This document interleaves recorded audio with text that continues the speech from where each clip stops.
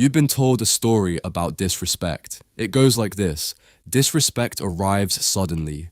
Someone crosses a line, you notice immediately, and you respond accordingly. Clean cause, clean effect. That story is a myth. Disrespect almost never arrives as a single identifiable event. It arrives as a sequence, a slow construction project, built one small concession at a time, where each individual brick looks too minor to fight over on its own. By the time the structure is fully built, leaving feels disproportionate to any single thing that ever happened. So people stay inside something they can feel is wrong, but can't quite point to, because pointing to it would mean pointing at 100 small things instead of one large one. There's an anatomy to this, a specific architecture that disrespectful dynamics build almost identically, regardless of whether the relationship is a friendship, a romance, a family bond, or a workplace. 4 stages of construction, and eventually one of 2 ways it ends. This is how it's built, and how it eventually comes apart. Stage 1. The testing of the first boundary. Every disrespectful dynamic begins with a single test, and it's almost always small enough to seem unworthy of any real reaction. A joke that lands slightly wrong, aimed just close enough to something sensitive. A cancelled plan with a thin, barely plausible excuse. A comment about your appearance, your choices, your work, delivered with just enough deniability built in that calling it out directly would risk making you look oversensitive in front of whoever else is around. What's actually happening here has almost nothing to do with the specific incident itself. It's reconnaissance. The other person, often without any conscious malice, sometimes without even realizing they're doing it, is finding out in real time what gets a reaction and what gets quietly absorbed. This is the moment that matters most in the entire sequence, and almost nobody treats it that way, because in isolation, it genuinely does look too small to matter. If the boundary holds, if the small thing gets named calmly, without an apology attached for naming it, without softening it into a joke to make it easier for everyone, the testing usually stops there, or at least slows considerably. If it doesn't hold, if it gets absorbed, excused, laughed off to keep the peace intact, the reconnaissance is complete. The other person now has usable data. This particular line can be crossed without any real cost attached to it. Stage 2, the normalization. Once a boundary has been crossed once without consequence, something subtle and almost invisible happens to the baseline itself. The behavior repeats, not at full intensity right away. That would be too obvious, too easy to suddenly object to after having let a smaller version slide before. It repeats at a slightly higher dose each time, in increments small enough that objecting to the new version means having to explain why the old version was fine, but this one suddenly isn't. That's a far harder conversation to start than it sounds from the outside, and disrespectful dynamics rely heavily, structurally, on exactly that difficulty. This is also the stage where language starts doing quiet, persistent work in the background. That's just how I am. You're overreacting. I didn't mean it like that. You always take things the wrong way. Each phrase performs the same underlying function. It relocates the actual problem, smoothly and almost imperceptibly, from the behavior itself onto your reaction to the behavior. By the end of this stage, something has shifted that's genuinely hard to name directly, even to yourself. The relationship now has a working baseline of treatment that would have been completely unacceptable at the very start.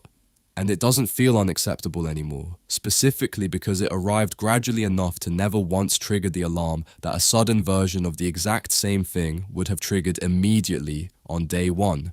Stage 3, the justification engine. By this stage, the person experiencing the disrespect has usually started doing something quietly exhausting, almost without noticing they've taken on the job, building the explanations themselves, often before anyone else even asks for one. They've had a hard year. They don't really mean it. Nobody's perfect, and at least they're honest about who they are. Every one of these may even be entirely true. That's precisely what makes this stage so effective and so hard to interrupt from the inside. It doesn't require a single lie anywhere in the chain. It only requires a true, sympathetic fact deployed carefully in place of an actual boundary, again and again. This is the stage where outside perspective becomes most valuable to have, and also often most actively resisted when it's offered. A friend or family member who says, "That doesn't sound okay," tends to get met with a defense of the other person, rather than relief at finally being seen clearly. Not because the observation is wrong, but because accepting it out loud would mean acknowledging the full size of what's already been quietly absorbed over time. And that's a heavier thing to face directly than continuing to explain it away one more time in private. The justification engine runs on a single, renewable fuel source. The gap between how something would sound described happening to a friend and how that exact same thing sounds when it's happening to you, reframed in the most generous possible light available. Stage 4, the new normal. By this stage, the dynamic has stopped feeling like a sequence of distinct events and started feeling like simply how this particular relationship works. Not necessarily happy, but stable, in the specific, narrow way that anything sufficiently familiar becomes stable, whether or not it's actually good for the person living inside it. This is the most dangerous stage in the entire architecture, precisely because it's also the quietest one. There's no ongoing crisis demanding a reaction, no single moment forcing a decision to be made one way or another. Just a baseline, fully settled into place, running quietly underneath an otherwise completely normal-looking life. People often describe this stage, looking back on it much later, with a particular phrase that comes up again and again. "I didn't even notice it anymore." That's not a personal failure of awareness, and it's worth not treating it as one. It's precisely what normalization is designed, structurally, to produce. A nervous system can only sustain active alarm for so long before it adapts to a constant condition, eventually treating it as baseline weather rather than as an ongoing event still worth actively responding to.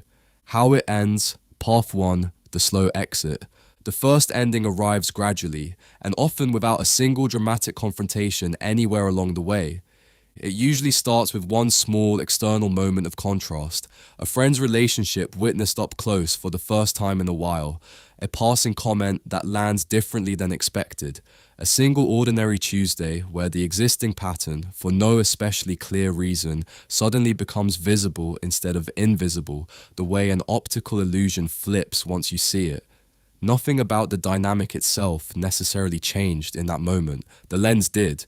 From there, the exit tends to happen in the same small increments the dynamic was originally built in, just running in reverse, stage by stage.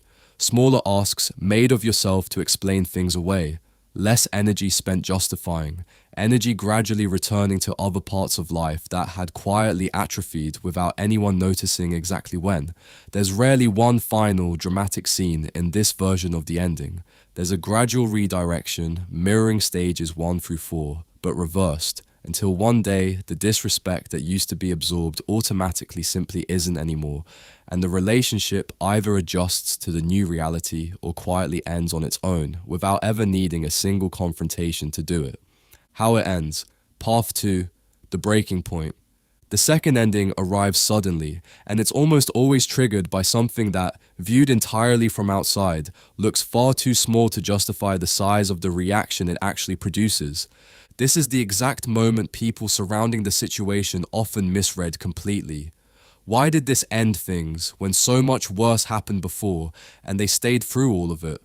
The honest answer is that the breaking point itself is rarely about its own individual size. It's about being the final addition to a structure that had already, silently, reached its load limit some time before. The straw was never really the cause of the collapse. It was simply the one that happened to land last, on top of everything already there. This is also exactly why these sudden endings often look disproportionate to outside observers, and why they're so frequently misjudged as overreactions by people who weren't present for stages 1 through 3, and who therefore have no real way of seeing the accumulated weight that quietly made this particular, ordinary-looking moment the one that finally gave way. Here's the architecture sitting underneath everything in this video. Disrespect was never really one event, however much it might be remembered as one later.